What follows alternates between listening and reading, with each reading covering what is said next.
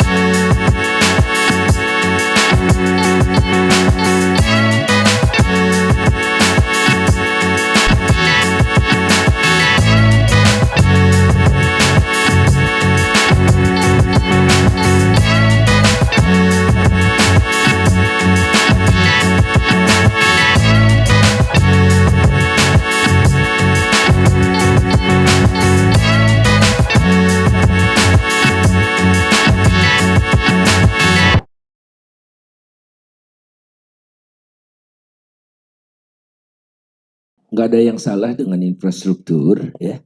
Namun kita harus sadar bahwa negara kita ini negara dengan 17.502 pulau sambung menyambung menjadi satu, yang mempersatukannya itu laut. Jadi beda dengan China, Amerika, Eropa, itu kan kontinen dia. Ya enggak? Nah kalau laut, ya transportasi utamanya ya laut. Dan di laut itu tidak perlu jalan tol, tidak perlu semen, tidak perlu pembebasan lahan, semua tol yang bisa mempersatukan Indonesia. Tol darat perlu, ya perlu, jalan darat perlu, tapi basisnya itu laut. Sehingga pembangunan infrastruktur itu ngefek ke ongkos logistik gitu. Nah logistik cost kita itu 22% dari PDB. Jadi istilahnya habis di ongkos. Karena apa? 80% barang di Indonesia diangkut lewat darat. 80%. Padahal di seluruh dunia 70% barang itu diangkut lewat laut. Karena ongkos darat 10 kali lebih mahal dari laut. Dan awalnya Pak Jokowi dan Pak JK mendeklarasikan itu, kita kembali ke laut. Tapi hilang. Nggak ada obyeknya. Kalau jalan tol kan kasih konsesi ke pengusaha gitu-gitu loh. Di laut ini murah.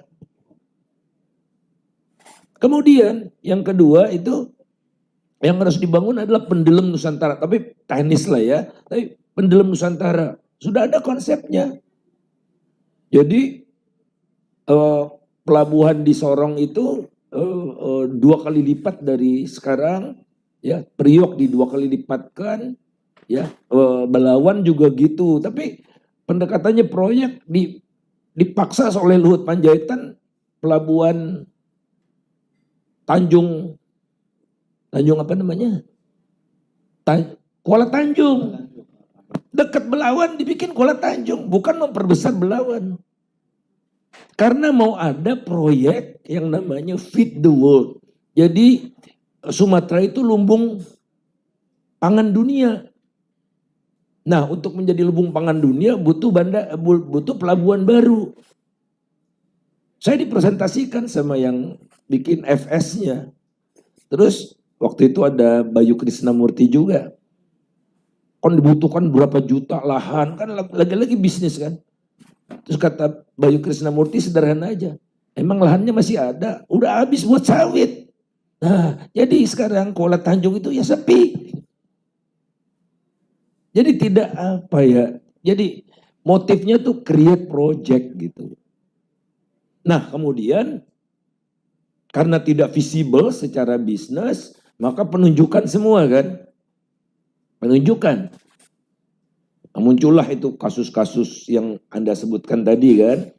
Nah akibatnya secara kita tidak sadari, itu ekonomi kita tuh boros sekali kalau investasinya. Zaman Pak Harto, Orde Baru, sampai Pak SBY, itu untuk membangun satu jembatan, saya kasih contoh aja jembatan ya, itu hanya dibutuhkan tambahan modal 4-4,5 unit. 4-4,5 unit modal. Jokowi pertama 6,5, naiknya gila. Jokowi 2, tapi datanya baru 2021-2022, itu naik jadi 7,3. Jadi, kalau zaman Pak Harto kebocorannya 30%, Pak Jokowi sendiri yang menyadari, dia tahu dan dia sadar kebocorannya zaman saya itu 40%, kata Pak Jokowi. Nah, nanti media mau kutip sumbernya dari mana? Dari Luhut Panjaitan. Luhut Panjaitan mengatakan pada saya, menurut saya bilang kan zaman Pak Mitro dulu kan 30, oh kalau Pak Jokowi kemarin bilang ke saya 40%. Jadi Jokowi sadar. Ya. Nah jadi ngeri, mengalir sampai ke mana-mana itu kualitas makin jelek dan macam-macam itu visibilitas tadinya tidak ada. Tidak lewat Bappenas pada umumnya proyek-proyek itu. Dan dibikinlah yang lebih gila lagi, Trans Sumatera Highway itu 2.700 km. Itu Pak Jokowi niru, tapi niru yang sesat. Jalan-jalan tol ini kan bukan didesain oleh Pak Jokowi, desain zaman Pak SBY. Nah zaman Pak SBY itu dibutuhkan jalan tol di Sumatera 2.700 km agar jembatan Selat Sundanya TW itu laku gitu. Nah jembatan Selat Sundanya udah dibatalkan sama Pak Jokowi, tolnya jalan terus. Jadi dengan amat mudah, saya kan bukan analisa, ini fakta gitu. Fakta. Kenyataannya sampai 2024 maksimum cuma 1.000 kilometer. Nggak bisa 2.700, itu pun sudah engos-engosan. Jadi ada ICOR, masalah ICOR ya. Growth, ya nggak usah bicara growth dulu deh ya. Karena kalau Anda lihat, apa yang bisa membuat 5,3 sampai 5,7 kan yang penting itu. Apa yang pemerintah bisa lakukan? Oh lewat hilirisasi, di buku teks nggak ada hilirisasi menopang pembangunan.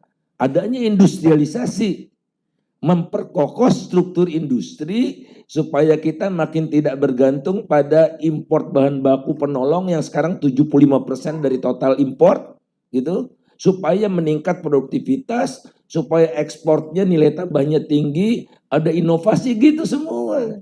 Hilirisasi, nggak bicara dia nilai tambah nasional. Sehingga yang menikmati itu adalah China. Ya, nikel itu kan diolah sedikit jadi apa? Nickel pig iron. Jadi ferronikel sama nickel matte. Udah gitu ada flat iron ya yang kualitas rendah, namanya steel alloy. Ya, itu. Jadi belum steelnya seperti di sini ada steel nggak? inilah misalnya ini itu belum jadi garpu, belum jadi sendok. Jadi nilai tingkat hilirisasinya masih di hulu kira-kira 30%. Tidak ada satupun pabrik baterai belum. Dan semua bebas bayar pajak 25 tahun. Nggak perlu bayar pajak 25 tahun. Tidak bayar PPN, tidak bayar PPH, tidak bayar apa-apa. Nah inilah yang sehingga mengharu birunya hilirisasi di era Jokowi, industrinya turun terus share-nya. Turun terus gitu. Nah jadi jangan bicara pertumbuhan lah. Dia tidak menyediakan resep yang dijaya. Nah kemudian yang kedua, kan investasi itu pertumbuhan kan yang utamanya bergantung pada investasi. Investasi jangan percaya omongan Bahlil. Bahlil itu pertumbuhan investasinya 16%. Ya kita growth-nya udah 8% kalau kata Bahlil itu. Kenyataannya cuma 2% PDB, ya kan? BPS. Dan kerja Bahlil itu cuma 30% dari total investasi. Jadi data investasi BKPM cuma 30% dari total gross fixed capital formation-nya BPS. Itulah yang diurus oleh Bahlil cuma 30%. Udah ada menteri investasi, udah ada Menko investasi, tapi pertumbuhan investasi melemah. Fakta. Kita kan gampangnya semua pakai data gitu. Nah jadi ada yang salah. Investasi itu pada umumnya di era Pak Harto sampai Pak SBY itu 70% lebih, lu enggak 85% itu dari domestik. Asingnya cuma 15%. Nah sekarang Pak Jokowi ngemis-ngemis ke luar negeri, ke Dubai lah, kemana lah. Sepanjang sejarah mohon maaf, negara-negara Timur Tengah itu enggak ada yang bawa duit ke Indonesia. Ya kasih sedekah bikin masjid di Solo ya gitu. Bikin masjid, udah kita kadung kasih nama tuh tol layang itu. Padahal duitnya belum ngalir ke Indonesia. Tapi buat Pak Jokowi nggak ada masalah, yang penting bikin masjid kan di Solo. Gitu. Pokoknya semua proyek kalau bisa di Solo. Ya kan, apa aja di Solo. Berapa tuh sepak bola yang nggak jadi itu, salah satu juga di Solo, semua Solo. Dan semua diem gitu loh. Kemudian BPPC ya jangan terulang lah ya Mbak ya. Jangan terulang. Ada satu lagi yang harus kita ingat itu dulu Dirjen Perdagangan Dalam Negerinya Kumhal Jamil. Menteri Perdagangannya Billy Yudono. Yang diam saja Yudono. Ya, Billy Yudono yang harus kita ingat itu. Ya harus kita ingat mereka lah yang jadi arsiteknya di dalam negeri itu ya.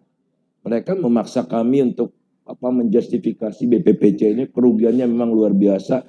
Bayangkan harga cengkeh 2.500 di tingkat petani dijual ke pabrik rokok 12.500. Nah, itu dia Robi Sumampau terkenal dia di cengkeh, di SDSB, Porkas, monopoli kopi, kopi di Timur Timur, kan Mbak tahulah Mbak ya semua itu.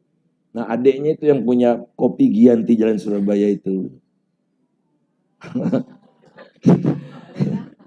Jadi adiknya yang punya Madam Ching juga gitu. Nah itu ya sejarahnya dari bisnis itu. Saya rasa untuk saya itu saja. Terima kasih. Ya, makasih Bang Faisal.